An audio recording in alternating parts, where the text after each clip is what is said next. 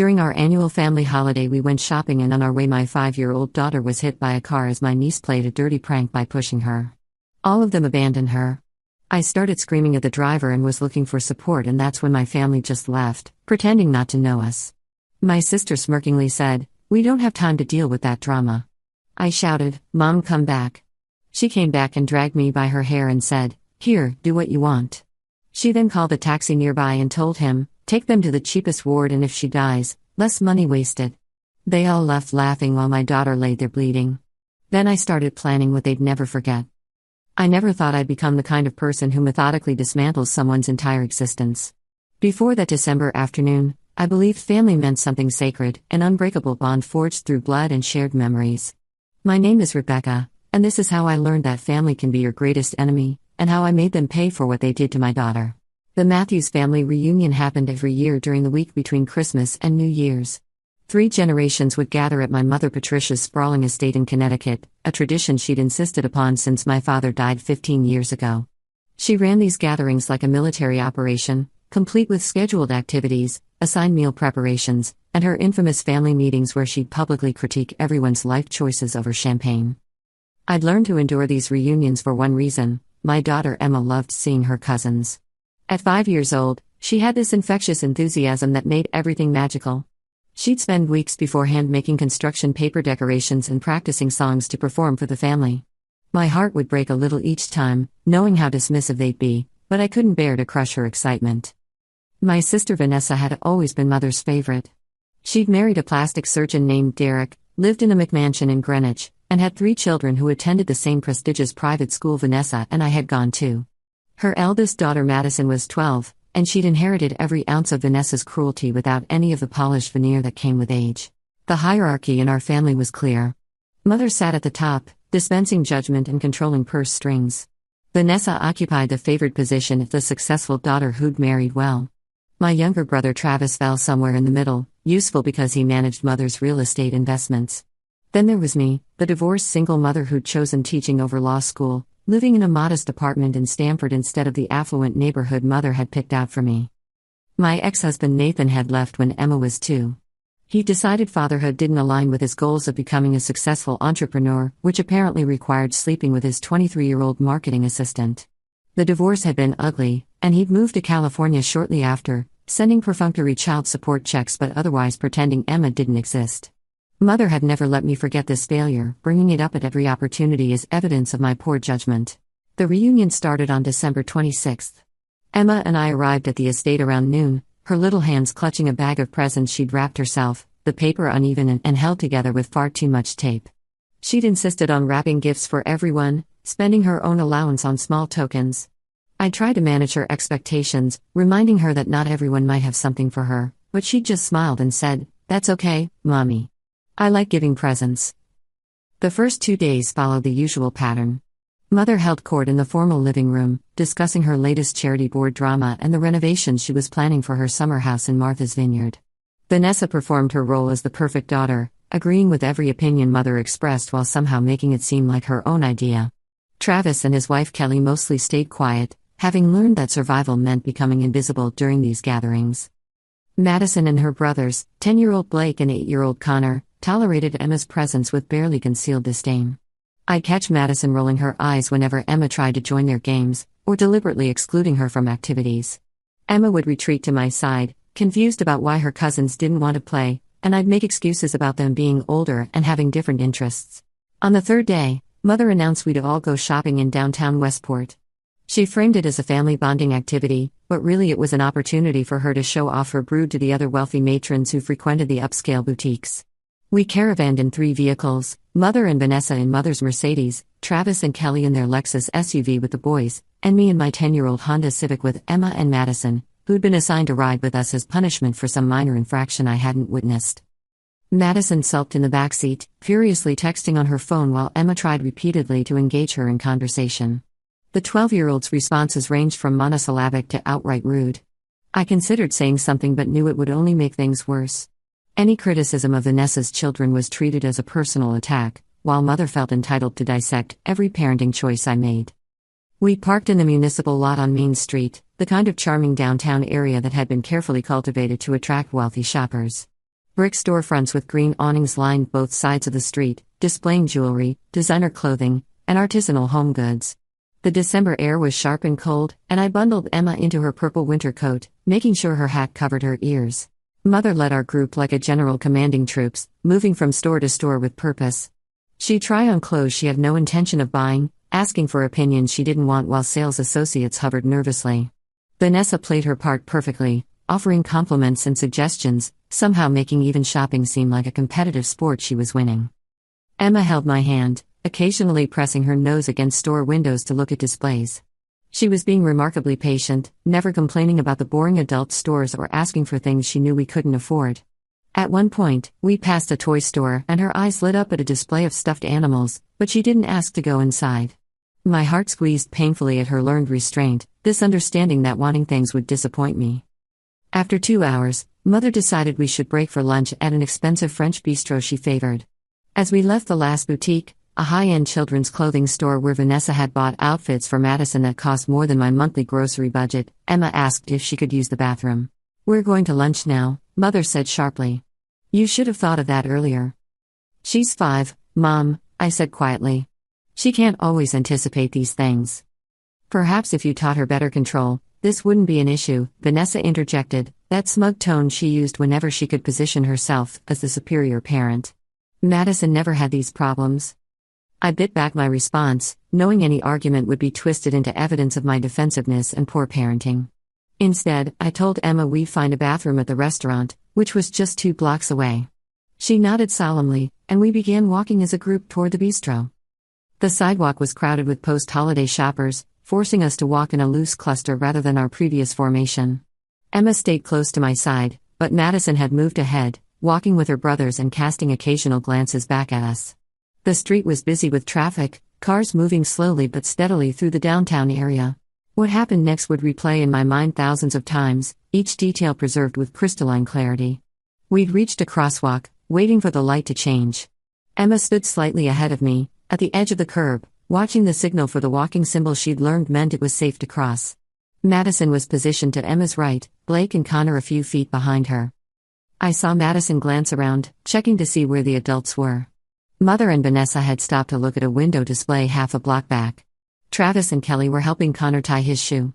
I was reaching into my purse for lip balm, my attention divided for just a moment. Madison's hand shot out, connecting with Emma's back in a sharp shove.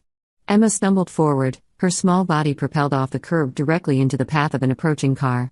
The driver, a middle-aged man in a Volvo sedan, slammed on his brakes, but not in time.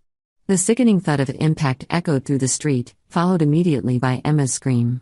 Time fractured into jagged pieces. I was moving before conscious thought formed, dropping my purse and rushing into the street. Emma lay crumpled several feet from where she'd been hit, her purple coat stark against the gray asphalt. Blood was already pooling beneath her head, spreading in a dark crimson circle that seemed impossibly large. "Emma! Emma, baby, I'm here." My voice came out as a raw shriek. I fell to my knees beside her, afraid to touch her, afraid not to. Her eyes were open but unfocused, and there was so much blood. "Someone call 911. Please, someone help." The driver had exited his car, his face ashen. She just appeared in front of me. I couldn't stop, "You hit her. You hit my daughter." I was screaming at him, my hands hovering over Emma's small body, trying to find where all the blood was coming from. Her head, I realized. She'd hit her head on the pavement. How could you not see her? Other pedestrians had stopped, forming a circle around us. Someone said they called for an ambulance. I kept talking to Emma, telling her to hold on, that help was coming, that mommy was right here. Her lips moved slightly, but no sound came out. The blood kept spreading. Then I looked up, searching for my family, needing someone to be there with me, to help me, to tell me my baby would be okay. They were standing on the sidewalk, maybe 20 feet away. All of them. Mother, Vanessa, Travis, Kelly, and the children. Just standing there, watching. "Mom!" I screamed. "Vanessa? Help us. Please." Mother's expression was cold, calculating. She said something to Vanessa I couldn't hear over the blood rushing in my ears and the concerned murmurs of strangers. Vanessa nodded, then turned to gather her children. Travis was already moving away, Kelly following with her head down. "Mom, please. Come back." I was sobbing now, one hand pressed against Emma's head trying to slow the bleeding, the other reaching toward my family. "Don't leave us." Mother started to turn away. Actually turned her back and began walking toward where they'd parked. Pure desperation fueled me. I couldn't leave Emma, but I needed them. Needed someone from my family to care that my daughter was dying in the street. "Mom." The word tore from my throat. She stopped. Turned around. And I felt a flash of relief so intense it made me dizzy. She was coming back. She was going to help. Mother crossed the street, her expensive heels clicking against the pavement with measured precision. She reached where I knelt beside Emma, and for one brief moment, I thought she'd drop down, help me comfort my injured child, be the mother I'd always desperately wanted her to be. Instead, her hand shot out, fingers tangling in my hair near the scalp. The pain was immediate and shocking as she yanked me partially upright, my hands leaving Emma for a terrifying second. "Here, do what you want," she hissed, her face inches from mine. Her breath smelled like the mint she always sucked on after her third glass of wine. "Stop making a scene and embarrassing this family." She released me with a shove that sent me sprawling across Emma, barely catching myself before my full weight landed on my daughter's broken body. Mother straightened her coat, smoothed her hair, and strode to where a taxi had stopped at the commotion. I watched in horror as she spoke to the driver, gesturing toward me and Emma. The driver looked uncertain, but Mother pulled out her wallet, peeling off bills. Her voice carried back to me, cold and clear, "Take them to the cheapest ward. And if she dies, less money wasted." The taxi driver's face registered shock, but he pocketed the money. Mother turned back to where the rest of my family waited, and I heard her say something that made Vanessa laugh. Actually laugh.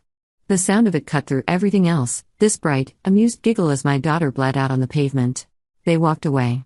All of them. My mother, my sister, my brother, everyone I'd ever been told was supposed to love me unconditionally. They rounded the corner and disappeared, leaving me alone with strangers and my dying child. Madison never said a word. She pushed Emma into traffic and she walked away smirking, her hand in her mother's. The ambulance arrived 6 minutes later.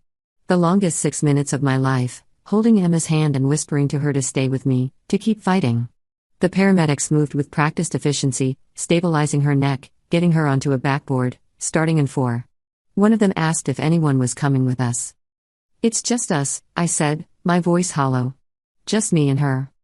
The ride to the hospital was a blur of beeping monitors and urgent radio communication. Emma had stopped responding, her small body terrifyingly still. A paramedic kept saying numbers I didn't understand, and the driver took corners fast enough to make me grab the handrail. We went to Westport General, not the cheapest facility as Mother had instructed, because the paramedics went to the closest trauma center. Emma was rushed into emergency surgery with a team of doctors I hadn't chosen and couldn't afford. A social worker materialized and walked me through paperwork while my hands shook so badly I could barely sign my name. Emma had a fractured skull, bleeding on her brain, a shattered collarbone, 3 broken ribs, and a punctured lung. The surgeon, a kind-faced woman named Dr. Patel, explained that the next 24 hours were critical. They'd relieve the pressure on her brain, but there could be lasting damage. They wouldn't know the extent until she woke up. If she woke up. I sat in the ICU waiting room for 14 hours, wearing clothes stiff with my daughter's dried blood, unable to leave even to change because what if something happened and I wasn't there? The hospital staff brought me crackers and coffee I couldn't stomach. Every time someone in scrubs walked by, my heart would seize, terrified they were coming to deliver the worst news. My phone rang constantly. I turned the sound off, but I could see the screen lighting up. Mother called twice. Vanessa texted asking if I was done being dramatic yet. Travis sent a message saying he hoped Emma was okay but that I needed to understand Mother's perspective. I didn't answer any of them. Emma stabilized around 3 a.m. Dr. Patel found me in the waiting room and said my daughter had made it through the critical window. She was still in serious condition, still unconscious, but her vitals were strengthening. I could see her for a few minutes. Nothing prepares you for seeing your child in intensive care. Emma looked impossibly small in the hospital bed, dwarfed by machines and tubes. Her head was wrapped in bandages, her face swollen and bruised. A ventilator breathed for her. I took her hand carefully, avoiding the fourth, and told her I was there, that I loved her, that she needed to keep fighting. A nurse gently told me I should get some rest, that it could be days before Emma woke up. I couldn't leave, but I also couldn't stay in that room watching my baby breathe through a machine. I went back to the waiting room and finally, for the first time since the accident, let myself think about what had happened. My family had abandoned us. Had watched my daughter get hit by a car and walked away laughing. My mother had physically assaulted me while Emma lay bleeding, had tried to ensure she'd receive substandard care, had essentially said it would be financially preferable if Emma died. Madison had pushed her. I'd seen it. A deliberate, calculated shove that sent a 5-year-old into traffic. Something crystallized in my chest, hard and cold and utterly clear. They thought they could do this. Thought they could destroy my child and face no consequences. That I would absorb this horror the way I'd absorbed every criticism, every cruel comment, every calculated humiliation for my entire life. They were wrong. I pulled out my phone and started making notes. Every detail I could remember, written with timestamps and as much specificity as possible. The location, the witnesses, exactly what Mother had said to the taxi driver, the way Vanessa had laughed. I described Madison's deliberate push, the angle and force of it. I documented which family members had been present, who had walked away, every single detail. Then I started researching. Child endangerment laws in Connecticut.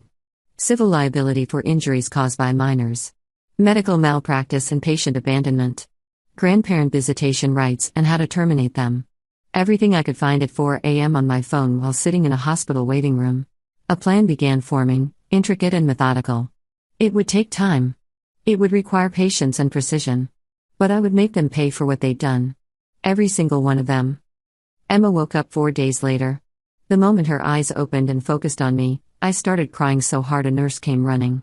There was confusion in Emma's gaze, pain too, but she was awake. She was alive. The weeks that followed were brutal. Emma remained in the hospital for another 2 weeks, undergoing additional procedures and intensive physical therapy. The bills were astronomical, far exceeding what my insurance would cover. I had to take an unpaid leave from my teaching position, burning through my minimal savings at a terrifying rate. During those hospital days, I had plenty of time to sit and observe. Other families came and went from the pediatric ICU, and I watched their dynamics with new clarity. Grandparents who drove hours to be there, sitting vigil in uncomfortable chairs. Siblings who brought drawings and stuffed animals. Extended family members who organized meal trains and took turns staying overnight so parents could rest. The nursing staff noticed I was alone. One nurse, a woman named Sharon, gently asked if there was anyone she could call for me. Anyone who could bring me clean clothes, sit with Emma while I showered, just be present. I told her no. She looked at me with such profound sadness that I had to look away. The hospital's social worker, a man named Jerome, stopped by regularly. He helped me apply for emergency Medicaid to cover some of Emma's expenses, connected me with organizations that provided financial assistance for families with hospitalized children, and even arranged for the hospital cafeteria to give me meal vouchers. His kindness was matter-of-fact, professional, but it highlighted the absence of familial support in ways that cut deep. "Do you have family in the area?" Jerome asked during one of our meetings, his pen poised over forms. "No," I said simply. The lie felt cleaner than the truth. Between Emma's medical procedures and therapy sessions, I spent hours in the hospital's Family Resource Center, using their computers. I researched everything I could find about premises liability, witness credibility, juvenile assault charges, and how civil courts handled cases involving minors. I read case law until my eyes burned. I learned the difference between negligence and intentional harm, between criminal and civil standards of proof. I also began documenting everything about Emma's injuries and recovery. I took photos of her wounds as they healed, saved every medical report, kept a detailed journal of her symptoms and setbacks. The neurologist explained that Emma might face cognitive challenges, memory issues, or behavioral changes as a result of her traumatic brain injury. Physical therapy was teaching her to move without triggering the pain from her broken ribs and collarbone. One afternoon, while Emma slept, I allowed myself to fully process what my family had done. Not just the abandonment at the scene, though that was horrific enough, but the lifetime of patterns that made such cruelty possible. The hierarchy that placed some family members above others. The way love and approval were contingent upon compliance and performance. The complete absence of empathy that allowed my mother to prioritize her lunch reservation over her grandchild's life. I remembered being 12 years old myself, crying in my room after Mother had publicly criticized my science fair project at a family dinner. Vanessa had won first place in her category, I'd placed third. Mother spent 20 minutes dissecting everything wrong with my project while Vanessa smirked. When I'd excused myself, hurt and embarrassed, Mother had told me I was too sensitive and needed to develop thicker skin. I remembered being 19, calling home from college after Nathan and I had started dating. Mother's first question wasn't about him as a person but about his family background, his father's profession, his prospects. When I told her he came from a working-class family, her disappointment was palpable. She'd said, "Well, I suppose you're not exactly attracting the caliber of man your sister does." I remembered being 23, calling to tell her I was pregnant. The long silence before she asked if I was sure I wanted to go through with it, given that Nathan's business ventures hadn't yet proven successful. The implication was clear: a child would be an inconvenience, a hindrance to my chances of eventually attracting someone better. These memories crystallized into understanding. My family's cruelty wasn't an aberration triggered by stress or unusual circumstances. It was their fundamental nature, revealed most clearly when someone needed them most. They'd shown me this pattern my entire life. I'd simply kept hoping I was wrong about them. Emma's recovery gave me something concrete to focus on beyond my rage. She had to relearn how to walk steadily, how to use her left arm without pain shooting through her collarbone. The occupational therapist worked with her on fine motor skills that had been affected by the brain injury. Some days Emma would become frustrated to tears, unable to button her shirt or hold a crayon the way she had before. "Why can't I do it, Mommy?" she'd ask, her voice small and defeated. "Your brain got hurt, baby, but it's healing. Every day it gets a little bit better." I'd hold her carefully, mindful of her injuries, and wish I could transfer her pain to myself. The dreams started around this time.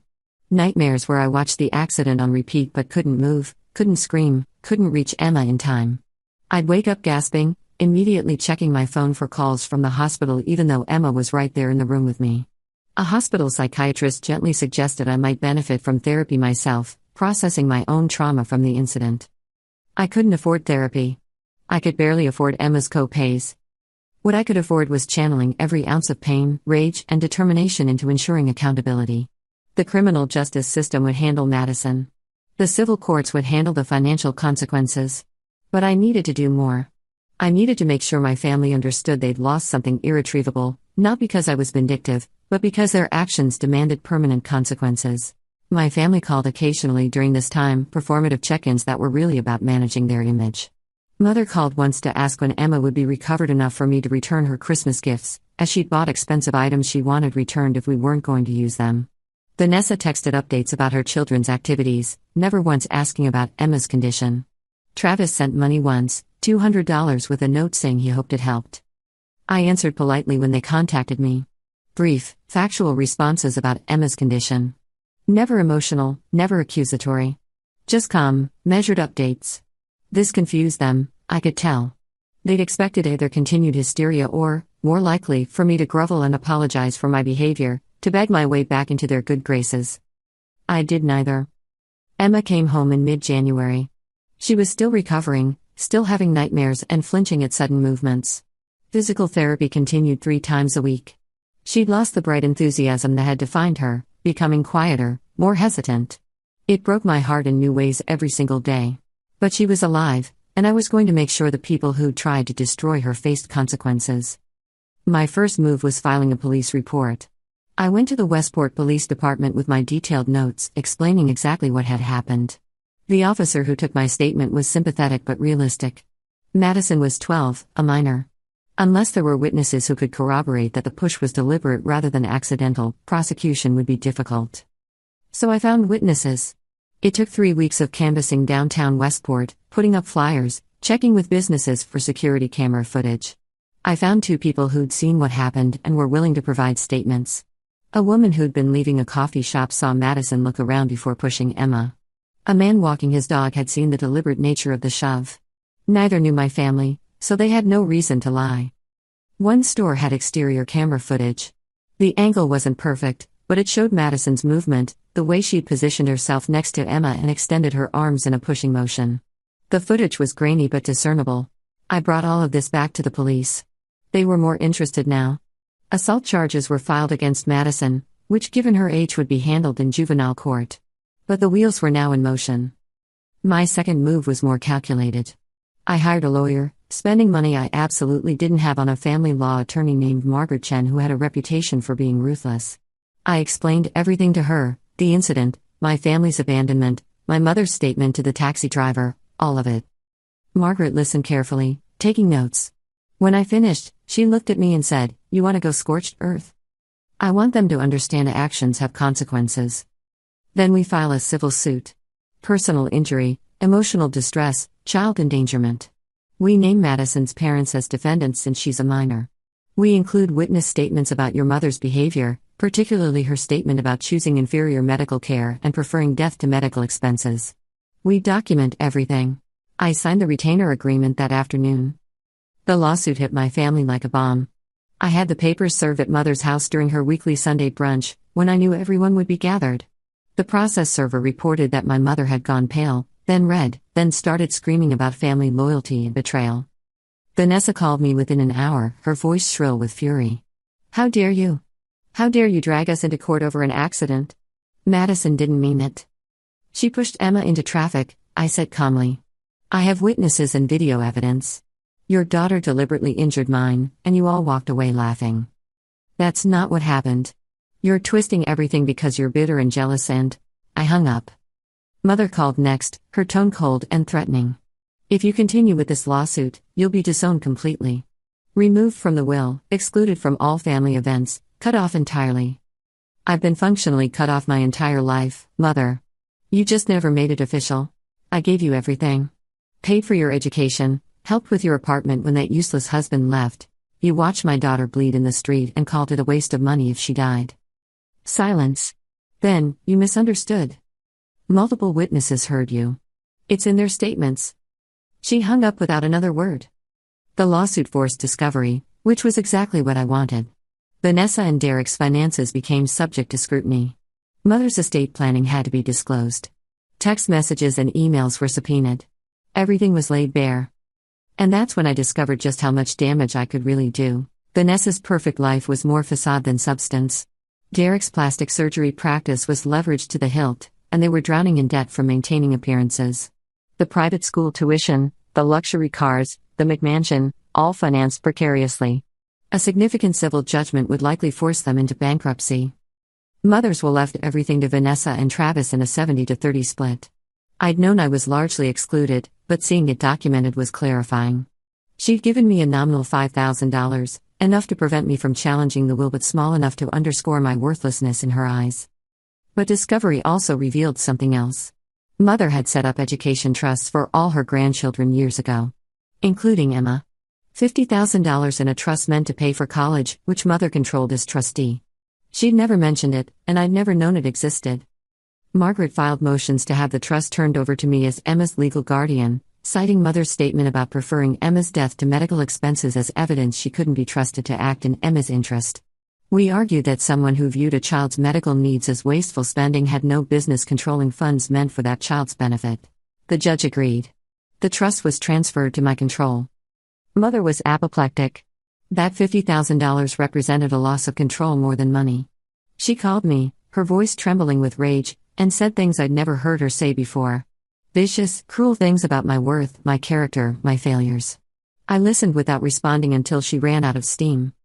Then I said, "I'm glad you finally feel comfortable being honest about how you really feel." And hung up. The criminal case against Madison moved forward slowly, as juvenile proceedings tend to. Her lawyer argued it was an accident, a moment of childhood carelessness. Our evidence suggested otherwise. The case was eventually pleaded down to misdemeanor assault with probation and mandatory counseling. It wasn't enough, not nearly enough for what she'd done. But it was something. Madison's record would follow her, making college applications more complicated, potentially affecting future opportunities. The counseling would be mandated through her high school years. Vanessa blamed me publicly, telling anyone who would listen that I destroyed her daughter's future over an accident. The Whisper network in their affluent social circle wasn't kind to her. People talked about the lawsuit, yes, but also about what had actually happened. About a 12-year-old pushing a 5-year-old into traffic while parents watched and walked away. Some of their friends quietly distanced themselves.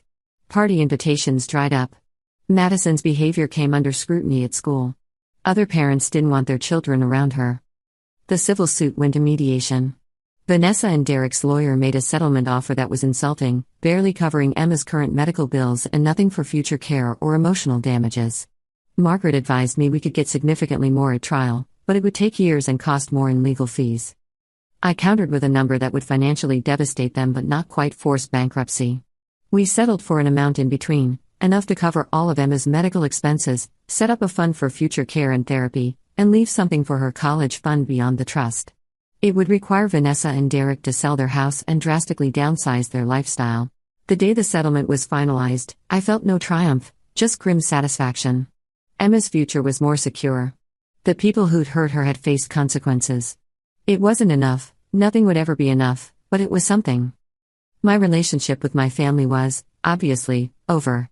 Mother sent one final letter, melodramatic and rambling, about how I destroyed the family, torn apart everything she'd built, chosen vengeance over forgiveness.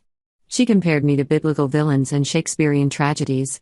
The letter ended with her declaring that I was no longer her daughter, that she wouldn't acknowledge me or Emma, that we were dead to her. I felt nothing reading it. Maybe that made me as cold as she'd always claimed I was. Travis called once, months after everything was finalized. He said he understood why I'd done what I'd done, but couldn't I see I'd hurt more than just Vanessa and Mother? That his relationship with them was damaged by association, that his children had lost their grandmother's favor? Your children didn't lose anything, I said quietly. Emma lost her childhood. She lost her sense of safety. She nearly lost her life. Your discomfort with family dynamics is not comparable. He sighed. I just wish there'd been another way. There was. Any of you could have helped us that day. Any of you could have stayed, could have shown basic human decency. You chose not to. We haven't spoken since. Emma is 8 now, 3 years after the accident. She's in therapy, working through the trauma. She still has nightmares sometimes. She's cautious around people in ways that hurt to witness, always watching for hidden cruelty. But she's also resilient in ways I couldn't have imagined. She knows what happened, age-appropriately explained. She knows her grandmother and aunt and cousins chose to leave when she was hurt. She knows I fought for her, fought to make sure they couldn't hurt her again without consequences. She asked me once if I regretted what I'd done, if making them pay had been worth it. I thought about it carefully before answering. I regret that it was necessary, I told her. I regret that people I should have been able to trust showed us who they really were in the worst possible moment. But making sure you were safe, making sure you'd be taken care of, making sure they understood they couldn't treat people that way. No, baby. I don't regret that at all. She nodded solemnly, seeming to understand something profound for her age. We moved 6 months after the settlement, using some of the money for a down payment on a small house in a different town. A fresh start, away from the memories and the possibility of running into family members. I returned to teaching. Emma started at a new school where no one knew our history. Life became quieter. Smaller. Just the two of us building something new from the wreckage. I still have moments where the rage surfaces, white-hot and consuming. I'll see a grandmother in the park pushing a grandchild on a swing, or sisters laughing together at a coffee shop, and the loss hits me fresh. Not loss of what I actually had, but loss of what I desperately wanted to exist. The fantasy family that never was. But mostly, I feel a strange peace. I'd spent my entire life trying to earn love from people fundamentally incapable of giving it. Trying to be good enough, successful enough, compliant enough to deserve basic kindness. The accident shattered that illusion completely. They showed me exactly who they were, people who valued image over substance, money over morality, convenience over compassion. People who could watch a child bleed and laugh about it. Understanding that freed me in unexpected ways. Last month, Emma and I were at the grocery store when we ran into Kelly, my former sister-in-law. She looked uncomfortable, started to turn away, then seemed to reconsider. She approached us carefully, greeting Emma gently before turning to me. "I'm sorry," she said quietly. For not staying. For not saying anything. I've wanted to tell you that for years." I studied her face, looking for manipulation or ulterior motive. Found only regret and what seemed like genuine remorse. "Thank you," I said finally. "But you understand that apology doesn't repair anything? You still made your choice that day." "I know." She looked at Emma. "I'm glad you're okay. I think about that day a lot. About how different things could have been if I'd been braver." We parted after that, and I felt something shift. Not forgiveness exactly, but acknowledgement that perhaps not everyone who'd failed us that day was irredeemable. I think Emma and I will be okay. Better than okay, eventually. We're building a life based on honesty and genuine connection. I'm teaching her that family is more than blood, that loyalty has to be earned through consistent action, that she deserves to be treated with kindness and respect. The scars remain, physical and emotional. Emma's head still bears the faint line where surgeons had to operate. She still flinches at sudden movements. I still feel my heart race when we cross streets, but we survived. We fought back. We demanded accountability in a world that often lets cruelty slide when it's dressed up as family dynamics. My mother wanted to know why I couldn't just forgive and move on, why I had to be so dramatic. She truly couldn't comprehend that watching your child nearly die while your family laughs might fundamentally alter a relationship.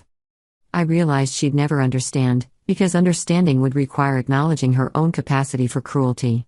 Some people will never accept responsibility for their actions, will never see themselves as anything but victims of others' unreasonable expectations.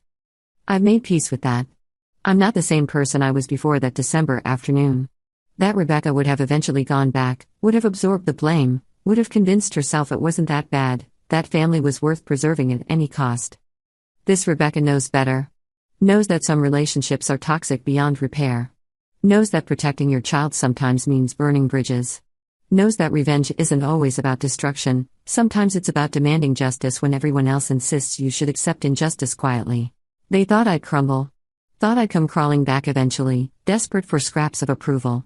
Thought I was too weak, too desperate for family connection to actually follow through. They were wrong about me. They'd always been wrong about me. Emma and I are building something better than what we lost. A life without conditional love, without walking on eggshells, without tolerating cruelty for the sake of appearances. It's smaller, quieter, and infinitely more precious. Sometimes the best revenge is survival. Is thriving despite people's worst intentions. Is showing your child that she deserves better, and then actually building that better life. My family thought they could discard us like garbage and face no consequences. They learned otherwise. Not because I'm cruel or vindictive, but because I refused to accept their version of events. Because I fought back when fighting back seemed impossible. They'll never understand what they lost, because they never valued it in the first place. But Emma knows she's loved fiercely and unconditionally. She knows I'll always fight for her, always protect her, always choose her. And in the end, that matters more than any family reunion, any inheritance, any approval from people who were never going to give it anyway. We're okay. We're going to be okay. That's the real victory.